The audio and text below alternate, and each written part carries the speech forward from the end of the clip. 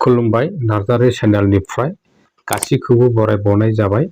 नोंथांमोननि थाखाय आं गोदान मोनसे भिडिअ लाबोबावनाय जाबाय। अन्नानै जोंनो भिडिअखौ जोबजासे नायो खावलायनाय जाबाय।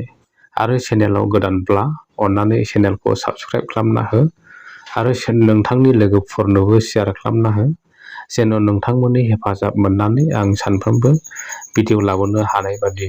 दानिया फैदो दिनैनि मोननैसो खौरांफ्राव।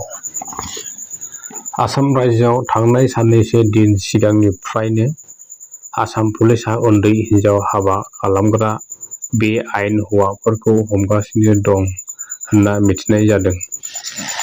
मैयासिमाव गासै 1039 जन पुलिसआ हमनो हाबाय। बिनिनो बिटिआर ओनसोलनिफ्राय 125 जन होनना मिथिनाय जादों।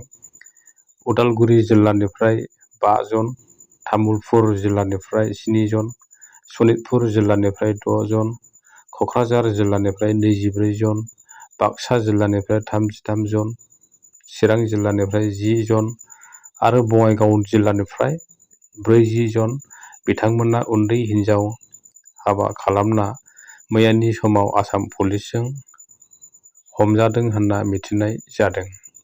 मख'थावना दि आसामनि धुबुरी जिल्लानिफ्रायनो गोबांसिन हौवाफ्रा पुलिसजों हमजानायखौ मिथिनो मोन्दों। धुबुरी जिल्लानिफ्राय गासै 192 जन सुबुंफ्रा हमजादों आरो डिमा हासाव जिल्लानिफ्राय सासेल' सुबुङा हमजानायखौबो मिथिनो मोन्दों। आरोबाव गोबां उन्दै हिनजाव हाबा खालामग्राफ्रा हमजाबावनांगौ दं होनना मिथिनो मोन्दों। साननैसोनि सिगां खौराङाव मिथिनाय बादिनो आलफा उदांनि 2 सोद्रोमाखौ आफादनि बादगा खामानि मावनायनि थाखाय जोबथा जिउनि साजा होजानाय 2 सुबुंनि गोथै देहाखौ बहा गालांदों होनना डिजिपि जिपि सिंहआ आलफा उदां परेश बरुवाखौ खावलायहरनायखौ खौराङाव नुनो मोननाय जादों।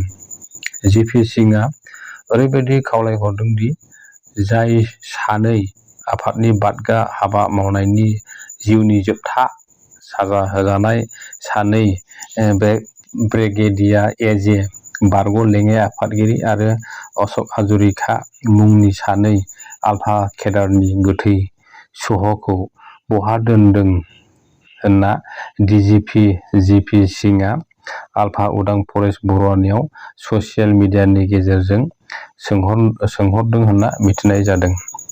आरो जायखिजाया सरकारजों सावरायना जों लाबोगोन आरो बै दुखुथिया नखरा गावसिनि नखरनि गोथै सह'खौ नोंथांनिफ्राय मोननो मोन्थाइ दं होनना खावलायहरदों डिजिपि सिंहआ परेश बरुवानिसिम। देग्लायनि 2023 मायथाइनि बोसोराव गोबां बर' आबुं सावथुनफोर रिलिज बा दिहुनजानायखौ सानफ्रोमबो ससियेल मिडियाफोरनि गेजेरजों मिथिनो मोनगासिनो बा नुगासिनो दं। बिनिनो गेजेराव देग्लायनि 2023 मायथाइयाव पंकज लाहारीजों दिहुनजानाय जांख्रिथायनि थैसाम मुंनि बर' आबुं सावथुना गोबांफोरनि गेजेराव मुंदांखासिन जादों बा बर' रायजो राजाफोरजों अनसायजासिनदों होनना ससियेल मिडियाफ्राव नुनो मोननाय जादों। मख'नो गोनांदि प्रिमियार श'निफ्राय लानानै सानथामनि गेजेरावनो 25,45,600 रां खामायनो हानानै गासैबोनि मादाव मुंदांखा बर' सावथुन होनना मिथिजायो। जांख्रिथायनि थैसाम मुंनि बर' आबुं सावथुना।